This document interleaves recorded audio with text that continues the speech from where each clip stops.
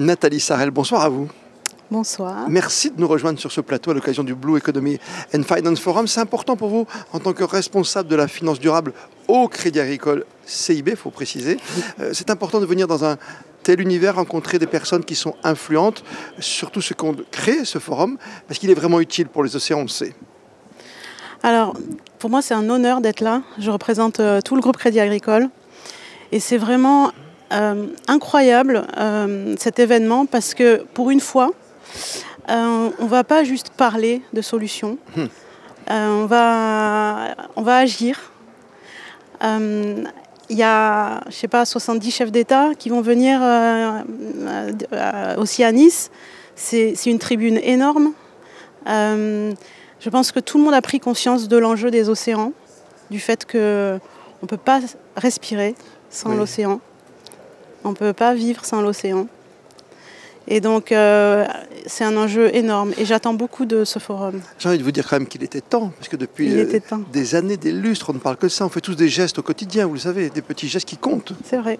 Chaque petit geste compte. Ouais. En fait, nous, consommateurs, les citoyens, on a un rôle à jouer.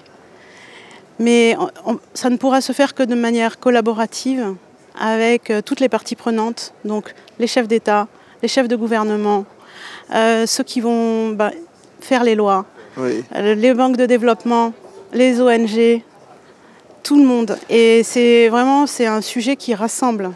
Clairement, argent public et argent privé, ça c'est intéressant pour nous.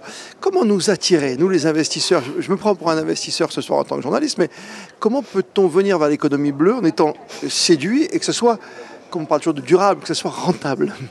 Oui, alors il est vrai qu'on ne peut pas dissocier cette recherche d'impact environnemental, social, mais aussi fiduciaire. Les investisseurs recherchent ça, mais ils sont prêts de plus en plus à abandonner un peu de cette rentabilité pour investir dans des projets à impact. On le voit de plus en plus. Et notamment dans le cadre, on l'a vu, du marché des green bonds, des obligations vertes. C'est un marché qui a été créé il y a une quinzaine d'années et qui est tout simple en fait, c'est des obligations classiques, sauf qu'on annonce aux investisseurs et dans la documentation légale qu'on va flécher les fonds vers des projets à impact avec des critères prédéfinis. Et ça offre de la transparence aux investisseurs. Donc, avec un cercle vertueux. Avec un cercle vertueux.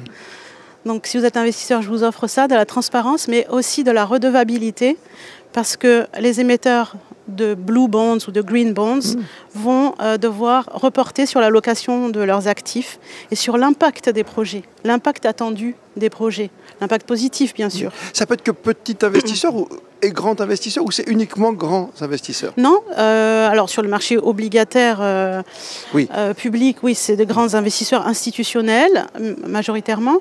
Mais non, par exemple, CFM Indo-Suez propose à leurs clients des Blue Notes, c'est joli comme terme. J'aime bien.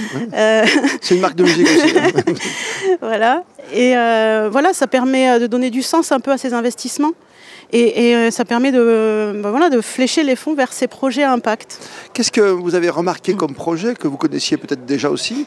Qu'est-ce qui vous a le plus inspiré? Parce que par exemple, je prends un exemple, on parle de transport maritime, on parlait de carburant avec le ministre des Transports français il y a peu de temps sur Monaco Info. Est-ce qu'il y a des initiatives comme ça qui vous marquent, qui vous ont marqué déjà?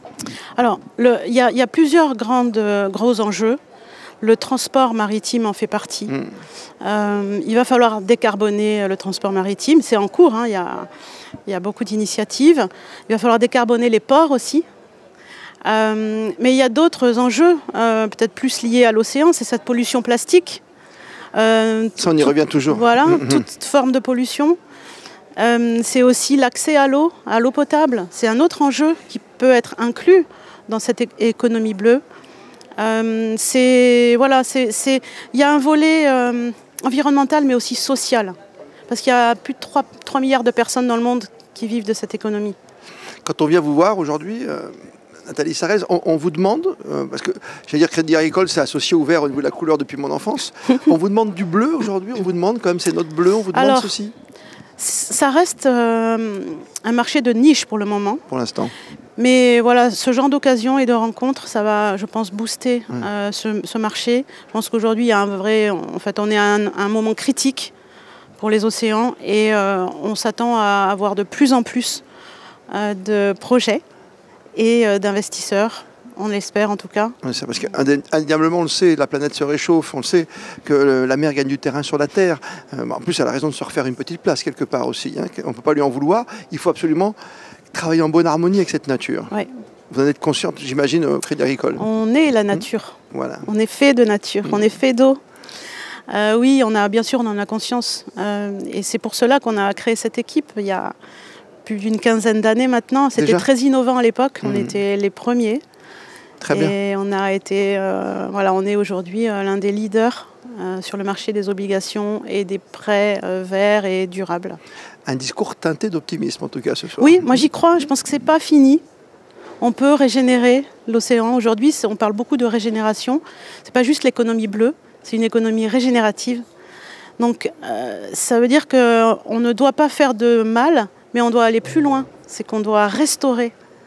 Donc ça a une connotation vraiment, c'est un pas en avant encore de parler de régénération. Qu'avez-vous envie de faire pour conclure? Il n'y a pas un petit projet, il faut quand même... que vous aimeriez... Il y a beaucoup d'annonces aujourd'hui. Voilà. Je pense qu'il faut, comme je vous l'ai dit, il faut que ce soit collaboratif. Il faut qu'on soit tous ensemble. Et là, toutes ces annonces, ça fait plaisir. Et nous, on a une annonce. On a annoncé que le groupe Crédit Agricole allait refuser de financer des projets de deep sea mining. D'accord. Qui est vraiment qui serait très très destructrice comme technologie. En tout cas, rappelez-nous, pour ceux qui découvrent ce soir. Ça allait chercher des minerais au fond des océans et dans les tréfonds. Et là-bas, il y a beaucoup de choses qu'on ne connaît pas, qui sont utiles à la santé, qui sont utiles au climat, qui sont utiles pour vous et moi, pour respirer. C'est ça. Il faut stopper cette destruction massive, Voilà, donc qui est en cours. Nous sommes l'océan. Merci pour cette annonce. Nous sommes l'océan. Merci mille fois d'être venu jusqu'à nous sur Monaco Info.